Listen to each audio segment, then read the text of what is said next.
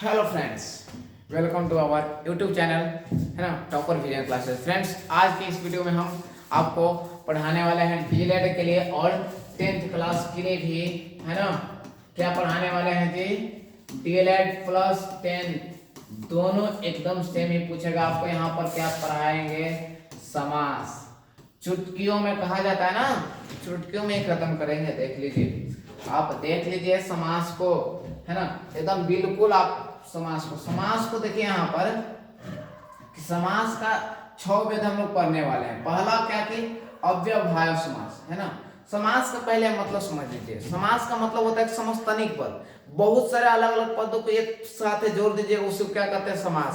जैसे हम कहते हैं कि रसोई के लिए घर, क्या कहते हैं? इसमें भी भक्ति चिन्ह लोप हो जाता है ना। रसोई के लिए घर, इतना बड़ा कौन बात बोले चलेगा भाई? डायरेक्ट कह दिया रसोई घर, कौची कह दीजिए? रसोई घर हो गया आपका समास। तो समास में क्या होता है? संक्षेप होता है। क्या होता है जी? पदों का संक्षेपण होता है, छोटा करते हैं ना, संक्षेपण किया जाता है, संयोजन किया जाता है, याद रखिएगा। और संधि में क्या होता है जी?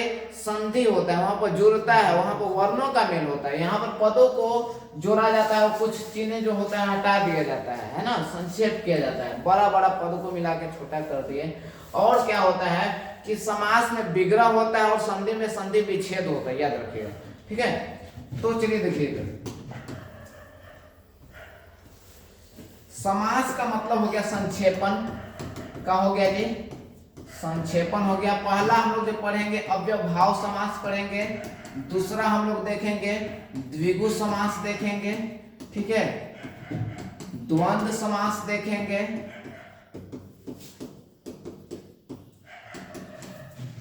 तत्पुरुष समास देखेंगे,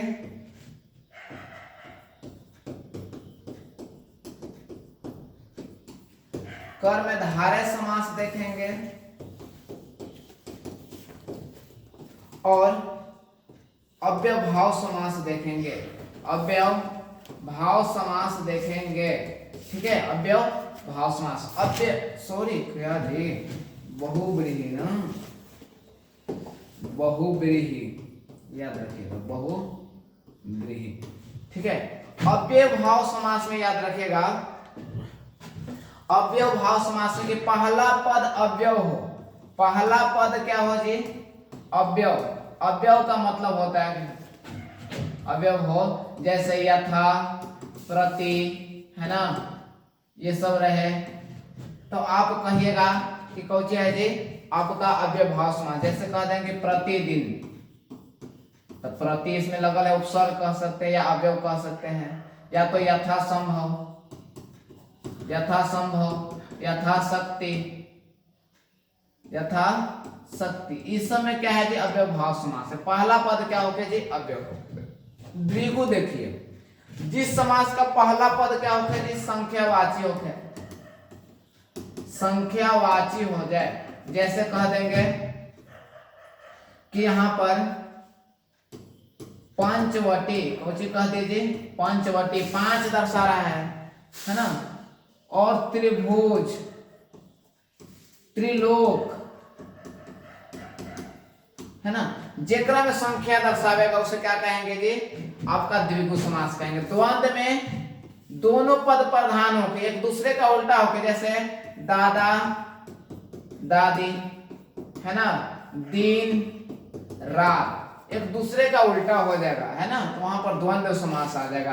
दाल रोटी, दाल रोटी, दाल रोटी, आपका क्या हो जाएगा जी? द्वंद्व समास हो जाएगा। तत्पुरुष समास देखिए, तत्पुरुष में क्या होता है कि कारक चिन्ह वाला आता है। क्या आता है जी? कारक चिन्ह। अब कारक चिन्ह क्या होता है ना, चलिए देखिए,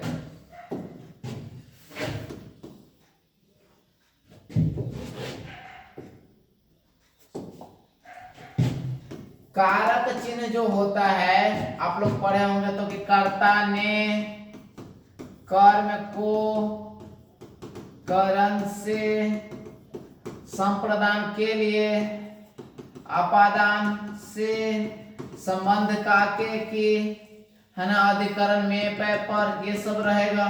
तो आप कहिएगा कि कौन है जी कारक चिन्ह, जेकरा में कारक चिन्ह वाला आएगा तोड़ने पर तो कहिएगा कि कौन हो जाएगा जी तत्पुरुष समास। जैसे हमने कह दिया कि रसोई घर, रसोई घर का मतलब क्या होता है जी कि रसोई के लिए घर, रसोई के लिए घर है कि ना, तो भाई के लिए आ गया चतुर्थी में आपका क्या हो जाएगा तत्पुरुष समास होगा। ठीक है, आप और एग्जांपल ले सकते हैं कि राजपुत्र, राजा का पुत्र, कौन चीज जी राजा का पुत्र है कि ना, राजा का पुत्र। देखिए यहाँ पर का आ रहा है, फिर देख सकते हैं राजकन्या, राजभवन, राजा का भवन, ये सब आ जाएगा। घुड़सवार, कौन चीज जी घुड़सवार मतलब घोड़े पर सवार, कौन चीज जी घोड़े पर सवार। तो पर आ गया यहाँ पर देखिए, तो आप कह सकते हैं कौन चीज कारक चिन्ह वाला आ गया तो पुरुष समास। और कर्मधारय में क्या है कि यहाँ पर विशेषण बताएगा, जैसे नीलकंठ, नीलकंठ से नीलकमल ले लीजिए पहले, नीलकमल, नीला है जो कमल, कौन चीज जी नीला है जो कमल। चंद्रलोक, चांद जैसा लोक है ना। कमल नयन, कमल जैसा नयन है ना जी, कैसा जी कमल जैसा नयन है। ये चीजें जब आता है तब आप कहिएगा कि कौन है जी आपका कर्मधारय समास हो जाएगा। एक और चीज यहाँ पर बहुव्रीहि में क्या होता है कि जब दूसरा पद प्रधान हो जाए, जब दूसरा पद प्रधान हो जाए, जैसे हम कह सकते हैं जी दूसरा अर्थ निकले, जब किसी का दूसरा अर्थ निकले है ना, लंबोदर नहीं लंबोदर, दूसरा अर्थ निकले। जैसे लंबोदर का अर्थ क्या होता है जी गणेश, लंबा पेट वाला। नीलकंठ, कौन जी नीलकंठ का मतलब क्या होता है जी शिव जी, क्या होता है जी शिव जी। तो यहाँ पर कौन हो गया, जब अलग अर्थ निकलने लगेगा तो कहिएगा कि बहुव्रीहि समास हो जाएगा। एक और चीज यहाँ पर बहुत इंपॉर्टेंट है कि दशानन कौन सा समास है। दशानन में देखिएगा तो ये तो संख्यावाची आ गया, तो कह दीजिएगा कौन कि संख्यावाची बताया है द्विगु है ना, संख्यावाची मतलब द्विगु नहीं। दशानन का मतलब क्या होता है जी रावण। हम बोल रहे हैं कि जिसका कोई अलग अर्थ निकलेगा वो क्या हो जाएगा बहुव्रीहि हो जाएगा। जब अलग ना अर्थ निकलेगा तो ठीक है, जब अलग अर्थ निकलने लगे है ना, जब अलग अर्थ निकलने लगे तो क्या हो जाएगा आपका बहुव्रीहि हो जाएगा। ठीक है, आप और देखिए यहाँ पर पीताम्बर, कौन चीज जी पीला है अंबर जिसका, मतलब कौन जी विष्णु जी, कौन जी विष्णु जी। तभी आपका कौन हो जाएगा, जब अलग अर्थ निकल जाएगा वो आपका क्या हो जाएगा बहुव्रीहि। बस इतना ही आपको समास से पूछता है, एकदम ठीक से आप देखिएगा, मार करके बनेगा क्वेश्चन। ठीक है, तो समास अब खत्म हो गया। कल हम पढ़ने वाले हैं संधि है ना, तो संधि को खत्म करेंगे। तो मिलते हैं अगले वीडियो में है ना, तब तक के लिए जय हिंद जय भारत। वीडियो को सब्सक्राइब कीजिए है ना, शेयर कीजिए अपने दोस्तों के पास, लाइक शेयर है ना। ठीक है, जय हिंद जय भारत।